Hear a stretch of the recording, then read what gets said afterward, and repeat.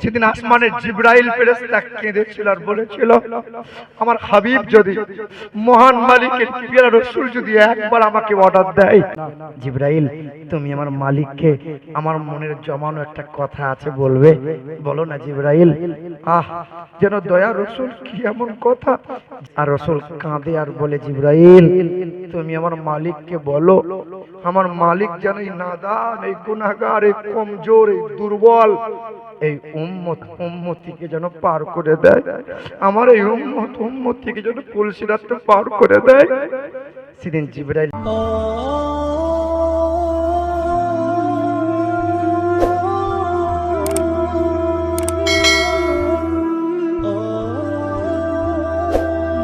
সবাই যখন বলে রঙ্গিলা রসুল, রঙ্গিলা রসুল, বই বিক্রি হচ্ছে, রসুল নাম শুনে ছেলেটা ছুটে গিয়ে বইটা কিনলো। বইটা নেওয়ার পর বাড়ি এলো, বাড়ি এসে পেজ খোলে, ঝরঝর করে কাঁদে আর বলে, হয় এখনো শয়তানটা আমার রাসূলুল্লাহর সামনে এইরকম বিয়াদবি নামক বই লিখে প্রচার প্রসার করো। মায়ের কাছে গেল, মা তুমি বলো সবচেয়ে বেশি ভালোবাসবো কারে? মা বলেছিল, তুমি কি নবীর হাদিস জানো না, লা ইউমিনু আহাদাকুম হাত্তা কুনা আহাব্বা ইলাইহি মিন ওয়ালিদিহি ওয়া ওয়ালাদিহি ওয়ান নাসি আজমাইন, সবচেয়ে মহব্বত করো তারে যিনি দয়ার রাসূল, মায়ার নবী, হাবিবে কিবরিয়া জনাবে মুহাম্মদ রাসূলুল্লাহ, বাবার চাইতে বেশি, মায়ের চাইতে বেশি, ধন সম্পদের চাইতে বেশি। তখন ছেলেটা মায়ের কদমে চুমা দিয়ে বড় একটা ভুজালি নিল। এই বড় একটা ভুজালি কোমরের ভাঁজে কাপড় দিয়ে ঢাকা দিয়ে রাজপালের দরজার সামনে দাঁড়িয়ে গেল। রাজপাল, রাজপাল খুশিতে দরজার সামনে এসে বলল, কি ব্যাপার?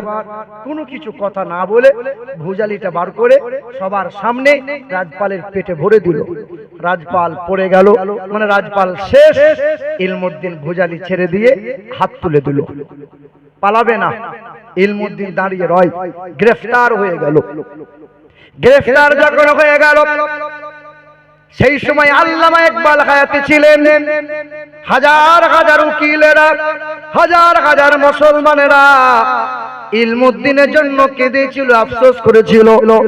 ইলমুদ্দিন গ্রেফতার হয়ে গেল। নবীর আশিক ইলমুদ্দিনকে জজ করে তোলা হলো। ইলমুদ্দিনকে প্রশ্ন করা হয়েছিল, হে ইলমুদ্দিন কেন তারে হত্যা করলে বলো? ইলমুদ্দিন বলেছিল, আমাকে অপমান করো, আমাকে গালমন্দ দাও, মেনে নেব। রাসূলুল্লাহর চরিত্র নিয়ে কথা বললে তার মাথা কেটে নেব, তাকে পৃথিবীতে রাখবো না। মানে চোখ রাঙিয়ে যখন জবাব দিল, তখন জজ তার বিরুদ্ধে কলম চালিয়ে বলল, ইলমুদ্দিনের ফাঁসি হবে। ফাঁসির আদার হয়ে গেল, ইলমুদ্দিনের ফাঁসি হবে। মুসলমানদের কলিজায় আঘাত হয়ে গেল। মুসলমানরা ঝরঝর করে কান্না করেছিল। হে ইলমুদ্দিন, শেষ তামান্না তোমার কি বলো? শেষ তামান্না হলো কোরআনকে নিয়ে এসো, ওই কোরআনে চুমা দেবো যেই কোরআনে নবীর নাম 1200 বার বলা হয়েছে, 1200 জায়গায় নবীর গুণগান করা হয়েছে, ওই কোরআনকে চুমা দিল। মা বলেছিল, দেখ দেখ জগৎবাসী দেখ, সন্তান পেটে ধরেছি, দেখ নবীর মহব্বতে সন্তানকে বিলিয়ে দিলাম। ইলমুদ্দিন ফাঁসির মঞ্চে দাঁড়িয়ে গেল, কালো কাপড় পরিয়ে দেয়া হলো, মুখ ঢাকা হয়ে গেল, গলায় ফাঁস দিয়ে দেয়া হলো, জাল্লার টাইম হয়ে গেল, দড়িতে টান দিয়ে দিল। ইলমুদ্দিনের চেহারা ঝুলে গেল। ইলমুদ্দিন ইন্তেকাল হয়ে গেল। ইলমুদ্দিনের গোসল দেয়া হলো, কাফনটা পরিয়ে দেয়া হলো। ইলমুদ্দিনের জানাজা হয়ে গেল। লাখ লাখ মুসলমানরা ঝরঝর করে কেঁদেছিল। ইলমুদ্দিনের কবর হয়ে গেল। 1 মাস চলে গেল, 2 মাস চলে গেল, 3 মাস চলে গেল। ইতিহাস সাক্ষ্য দেয়, আল্লাহর কসম একবার, আল্লাহর কসম করে বলি 2 বার, আল্লাহর কসম করে বলি 3 বার। ইতিহাস সাক্ষ্য দেয় 3 মাস পরে ইলমুদ্দিনের লাশটা কবর থেকে উঠানো হয়। কবর থেকে উঠানো হয়, পোস্টমর্টম করা হবে, কবর থেকে লাশ তোলা হয়, ইলমুদ্দিনের চেহারা দেখা হয়, লাশ যেমন 3 মাস আগে ছিল এখনো তেমন পাওয়া যায়, কাপড়ে ময়লা হয় নাই, চেহারা দুর্গন্ধ হয় নাই, পশমগুলো খসে যায় নাই, চামড়াগুলো পচে যায় নাই, লোমগুলো উঠে যায় নাই, নখগুলো খসে যায় নাই। আল্লাহর নবীর আশিক যারা হবে আজ জিন্দা রইবে তারা, কালো জিন্দা থাকবে তারা। কিন্তু চিকিৎসা বিজ্ঞান বলে মানুষ মারা গেলে 6 দিনে তার নখটা খসে যায়, 9 দিনে তার চুল পড়ে যায়, 17 দিনে তার পেট ফেটে যায়, 7 দিনে মাংসগুলো সব শেষ হয়ে যায়, 90 দিনে হাড়গুলো সব আলাদা হয়। জি হ্যাঁ, 6 দিনে পরে নখ খসে যাবে, 9 দিনে পরে চুল। কবর গাগের সামান নিতে কইর না কেউ ভুল, কবর জায়গা ভালো নয়, কবর জায়গা ভালো নয়, আমল দিয়ে কবর গৃহ সাজিয়ে নিতে হয়, কবর জায়গা ভালো নয়, কবর জায়গা ভালো নয়। 17 দিন পেটে পেটে শেষ, পোকার খাদ্য হবে, 7 দিন পরে গোশত থাকবে না, কঙ্কাল পরে রবে। 17 দিনে পেটে পেটে শেষ, পোকার খাদ্য হবে, 7 দিন পরে গোশত থাকবে না, কঙ্কাল পরে রবে। 90 দিন হাড়ে গুলি সব, 90 দিন হাড়ে গুলি সব আলাদা হয়ে রয়, কবর জায়গা ভালো নয়, কবর জায়গা ভালো নয়, আমল দিয়ে কবর গৃহ সাজিয়ে নিতে হয়, কবর জায়গা ভালো নয়। আল্লাহুম্মা সাল্লি আলা। ইমাম সাহেব কই? আরবি হবে আমেনা, বাংলা হবে সুন্দরমন। যার বাবার নাম আব্দুল্লাহ, তার মায়ের নাম হযরতে মা আমেনা, দাদার নাম হবে আব্দুল মুতাল্লিব, দাদির নাম হবে নাতিজা বিনতে খাপ্পাব ব্রাকেটে ফাতেমা, নানার নাম হবে আব্দুল ওয়াহাব জুহরি, নানির নাম হবে বারিরা, দুধ বাবার নাম হবে হারিস, দুধ মায়ের নাম হবে হালিমা, আর দুধ ভাইয়ের নাম আব্দুল্লাহ, তার পিতার নাম আব্দুল্লাহ। তিনি হবেন দিন দুনিয়ার বাদশাহ। দাঁড়ালে পরে আসমানের উচ্চতা লাভ করে, তিনি বসলে পরে ভুবন স্থিরতা লাভ করে, তিনি হাসলে পরে জান্নাত সৌন্দর্যতা লাভ করে, তিনি কাঁদলে পরে জাহান্নাম থরথর করে কাঁপতে শুরু করে। তিনি হবেন জানাবে মুহাম্মদুর রাসূলুল্লাহ। ও মুসলমান, সংক্ষিপ্ত আকারে বলে যায়, রাত তো বেশি হয়ে গেল, 1:30 বুঝাই শেষ নাকি গো? ও বাপ, দয়ার নবী যখন পৃথিবীতে আসলেন, মা আমেনা ফুঁপিয়ে ফুঁপিয়ে কান্না করেছিলেন। শ্বশুর জিজ্ঞাসা করলেন, আমেনা সুখের সংবাদ পেয়েছিস রে মা, কেন এত কান্না করো মা আমেনা?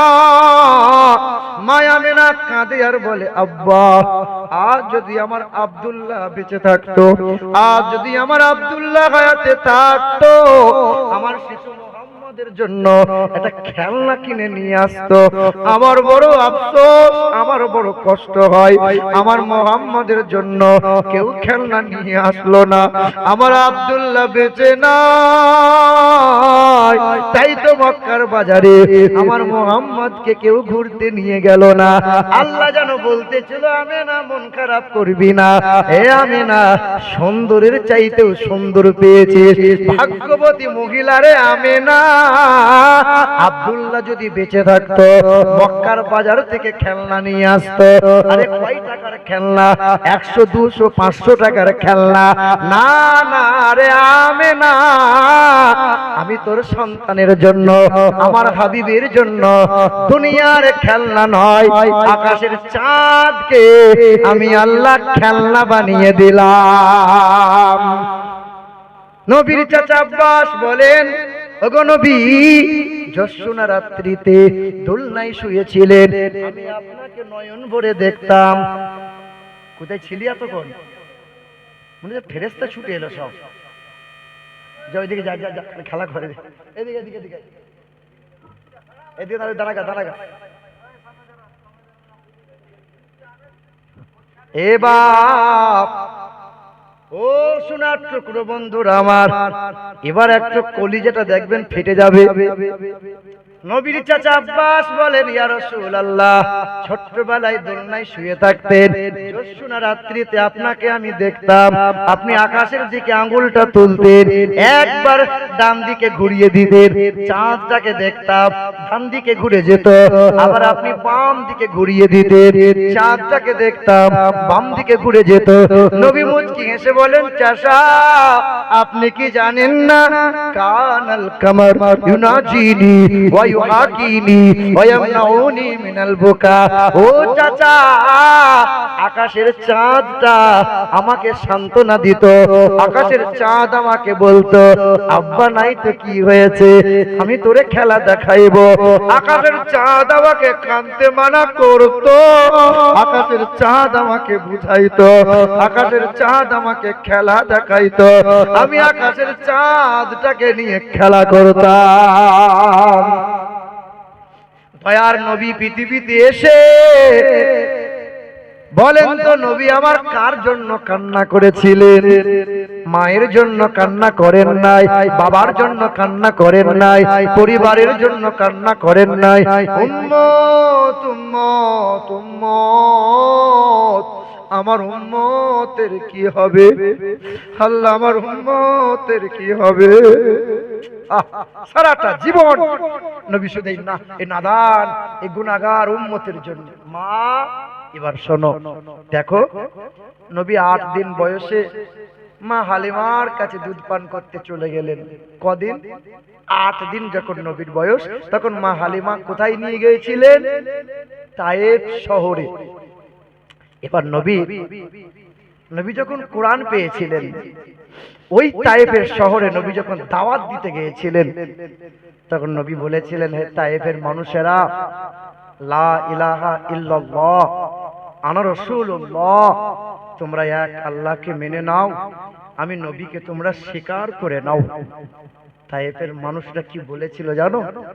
তায়েফের মানুষরা বলেছিল, তুমি না আব্দুল্লাহর বেটা মুহাম্মদ, তুমি হালিমার ঘরে কদিন আগে খেলাধুলা করছিলে, আজকে নিজেকে নবী বলে দাবি করছো। মুহাম্মদ, সুসুর করে পালিয়ে যাও, এখানে মরে গেলে তোমার মাটি দেওয়ার লোক পাবে না মুহাম্মদ।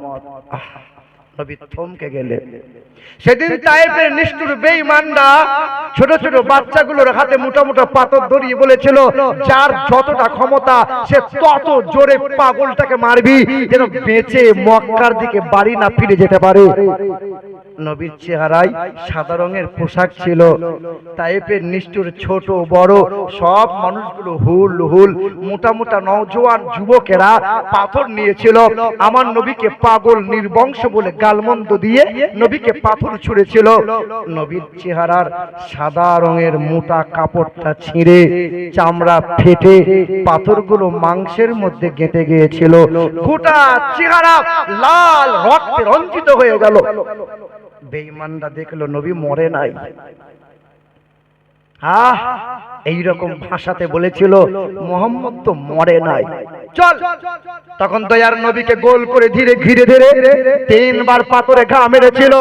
আমার মায়ার নবী, হায়াতুন নবী আমার, এই পিছনের দিকে মাথাটা ফেটেছিল, নবী বেহুশ হয়ে গেল, আর মাথা ফাটা রক্ত গড়িয়ে গড়িয়ে পায়ের খরমটা চামড়ার সাথে জমাট বেঁধে গিয়েছিল। নবী বেহুশ হয়েছিল।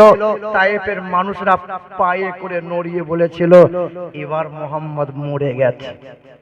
সেদিন আল্লাহর আরশ কেঁপেছিল। সেদিন আসমানের জিবরাইল ফেরেশতা কেঁদেছিল আর বলেছিল, আমার হাবিব যদি, মহান মালিকের প্রিয় রাসূল যদি একবার আমাকে অর্ডার দেয়, জিবরাইল ফেরেশতা ছুটে এসে আলতো করে কাউকে কিছু না বলে নবীকে আলতো করে তুলে উহুদের পাহাড়ের চূড়ায় নিয়ে গেছে। জিবরাইল কেঁদেছিল আর বলেছিল, পাহাড় যে নবীকে সৃষ্টি না করলে তোর মতো পাহাড়কে বানাতো না, আজকে তোর কোলে একটু নবীকে শোয়াবো, একটু নরম বিছানা হয়ে যায় না। আজও হাজিরা যদি হাজ করতে যায়, কষ্ট করে যদি ওহুদের পাহাড়ের চূড়ায় ওঠে, আজও চামড়ার চোখে দেখতে পাবে জায়গাটা সমতল হয়ে আছে। নবীকে আলতো করে শুইয়ে দিয়েছিলেন, আল্লাহ রসুল শুয়ে রইলেন, জিবরাইল ফেরেশতা পাকনাই করে হাওয়া করলেন, নবীজির চেহারা চোখটা খুলে গিয়ে জিবরাইলকে বলছে, ভাই জিবরাইল তুমি কাঁদছো কেন ভাই? সেদিন জিবরাইল ফেরেশতা বলেছেন, ইয়া রাসূলুল্লাহ, আমি শুধু জিবরাইল একা নয়, আসমানের কোটি কোটি ফেরেশতা পৃথিবীতে নেমে এসেছে। ইয়া রাসূলুল্লাহ, শুধু একবার আপনি অর্ডার দেন, বেঈমানগুলোকে শেষ করে দেব। নবী বলেছেন, না, তারা আমাকে চিনতে পারে নাই, তারা ভুল বুঝেছে, তাই আমাকে কষ্ট দিয়ে ফেলেছে। না জিবরাইল, আমি তো প্রতিশোধ নিতে আসি নাই রে ভাই। সেদিন জিবরাইল ফেরেশতা নবীর কাছে গিয়ে আলতো করে রসুলকে বলছেন, হে আল্লাহ রসুল, আপনার খুব কষ্ট হচ্ছে, বলুন বলুন না ইয়া রাসূলুল্লাহ। সেদিন আল্লাহ রসুল বলছেন, কি বলতে চাইছো? বলে, আল্লাহ পাক শুনতে চাইছে আপনার কোথায় কোথায় কষ্ট হচ্ছে।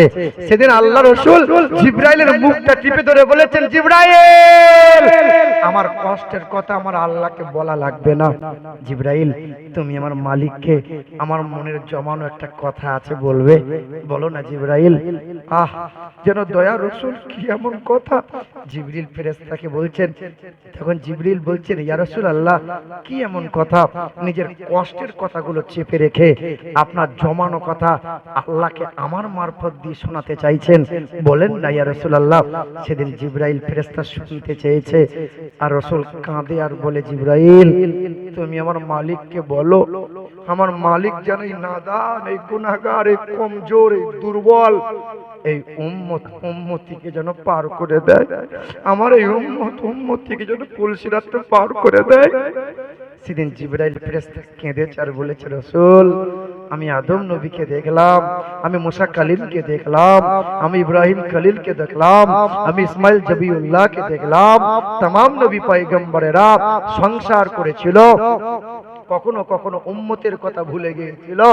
হে আল্লাহ রসুল, আমি আপনাকেই দেখি সংসার উজাড় করে দেন, ছেলে মেয়ের ভাবনাকে ত্যাগ করে দেন, কিন্তু এক মিনিটের জন্য উম্মতিকে ভুলতে পারেন না। সেদিন নবী কেঁদে চার বলেছে, জিবরাইল, আমি যদি নবী উম্মতকে ভুলে যাই, আমার উম্মত কি করে দাঁড়াবে বলো? আমি যদি নবী উম্মতকে ভুলে যাই, আমার উম্মত কি করে পুলসিরাতে পার হবে বলো? আমি যদি হাসরের ময়দানে উম্মতকে ভুলে যাই, আমার উম্মত কেমনে জাহান্নাম থেকে পার পাবে বলো? 10টা বছর কেটে গেল, 10 বছর। নবীজির বয়স তখন 61 বছর ছিল।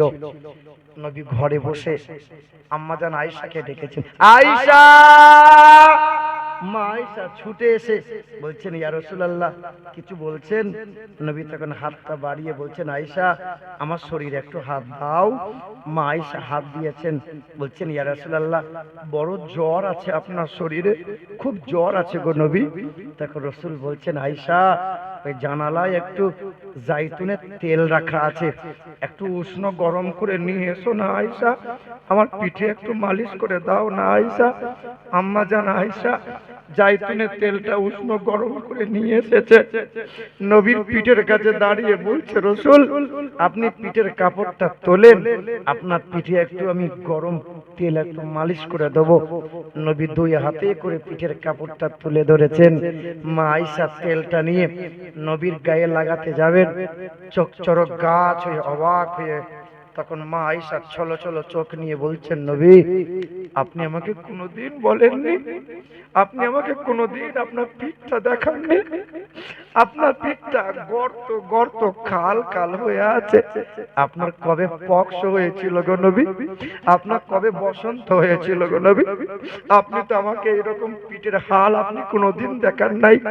সেদিন নবী বলতে পারেন নাই, নবীর কথা সেদিন কষ্টে বন্ধ হয়ে গিয়েছিল, নবীর বাক রুদ্ধ হয়েছিল, আর বলেছিল, আয়েশা, 10 বছর আগে তায়েফের নিষ্ঠুর মানুষেরা আমাকে এমন করে পাথর ছুঁড়ে ছুঁড়ে মেরেছিল, পোশাকটা ছিঁড়ে গিয়েছিল, চামড়া ফেটে মাংসের মধ্যে পাথর গেঁথেছিল। সেই পাথরে মারা আঘাতগুলো এখনো গর্ত গর্ত কাল কাল হয়ে আছে। এই গর্তওয়ালা চেহারা নিয়ে, এই দাগওয়ালা পিঠ নিয়ে আমি আল্লাহকে আমার পিঠ দেখাবো। আমার আল্লাহ দেখে বড় মায়া হবে। সেদিন আল্লাহ বলবে, আমার হাবিবের চেহারায় মশা বসে না, আমার হাবিবের চেহারায় কখনো মাছি বসে না, আমার হাবিবের চেহারা দেখে তাদের একটু মায়া হয় নাই। নবী আপনি কি চাইছেন বলেন? সেদিন আল্লাহ রাসূল বলবেন, আমি আল্লাহর কাছে কোনো প্রতিশোধ চাইবো না। আমি আমার আল্লাহকে বলবো, আল্লাহ আপনার দয়া, আপনার রহমান রহিম গফুর ও গফফার নামের ওসিলা দিয়ে আমার এই নাদান, আমার এই দুর্বল, আমার এই গুনাহগার উম্মতি গুলোকে পার করে দাও আল্লাহ। আমার এই উম্মতি গুলোকে পার করে দাও আল্লাহ। মুসলমান, আপনার হয়তো জানা নাই, আমরা সবাই যখন কবরে শুয়ে যাব, পৃথিবী যখন সব সমতল হয়ে যাবে, সবার আগে উঠানো হবে আমার মায়ার নবীকে। ফেরেশতা দুজন এসে বলবেন, ইয়া রাসূলুল্লাহ আপনি উঠুন। নবী উঠি বলবে, আমার উম্মত কোথায়? আজকে আমার উম্মত আমাকে একটু আগাতে এলো না। নানা অনেক সময় অভিমান করে, ঘরে নাতিটা থাকতে একটু রাস্তায় মোড়ের মাথায় আসতে পারলো না। সেদিন দয়ার রাসূল বলবে, যাদের জন্য এত সারা জীবন কেঁদে গেলাম, সে আমার উম্মত আমাকে একটু আগাতে এলো না। তখন বলবে, ইয়া রাসূলুল্লাহ আপনাকে সবার আগে আগানো উঠানো হয়েছে, চলুন। নবীর চেহারায় কাদা মাখা থাকবে, নবীর চুলগুলো উস্কো খুস্কো থাকবে। আল্লাহ বলবেন, হাবিবের জন্য সিংহাসন রেখেছি, আমার হাবিব সিংহাসনে বসবে, মকামে মাহমুদে বসবে। হাবিবের চেহারায় কাদা মাখা কেন? ফেরেশতারা বলবে, মালিক আপনি এমন একটা হাবিব পাঠিয়েছেন, পৃথিবীতে এমন একটা পয়গম্বর পাঠিয়েছেন যে রওজা মুবারকে উম্মতি উম্মতি করে এত পরিমাণে কেঁদেছে যে চোখের পানিতে রওজার মাটি ভিজে কাদা হয়ে গেছে। সেই কাদা মাখা চেহারা নিয়ে নবী হাসরের ময়দানে উঠেছে। আপনার দেখে দয়া হবে, আপনার দেখে মায়া হবে, আর গুনাহগার উম্মতি পার হবে। মুসলমান, নবীকে মোহাব্বত করেন আপনারা? সারা জীবন আপনার জন্য কেঁদেছে। অনেকেরই বাপ মরে গেছে, অনেকেরই দাদু মরে গেছে, অনেকেরই মা মরে গেছে। আব্বা, সে নবীর চোখের পানির ঋণ কেউ শোধ করতে পারবে না। তুমি দুর্বল, তুমি নাদার, তুমি গুনাহগার। নবী বলছে, আমি যদি ঘুমিয়ে যাই আমার উম্মতের জন্য কাঁদবে কে? আমি যদি উম্মতকে ভুলে যাই আমার উম্মতকে সেদিন পার করবে কে? এ মুসলমান, নবীজির মহব্বতকে জিন্দা রাখার জন্য শেষ মুসাফির হালতে আছি। একজন নেক বাপের নেক সন্তান হাতটা তুলে বলতে পারবে, কাবা এক, কুরআন এক, আল্লাহ এক। একজন মুমিন বান্দা কি বলতে পারবে? সবাই দিয়েছে 5000, 2000, 1000 খোদার ঘর মসজিদে।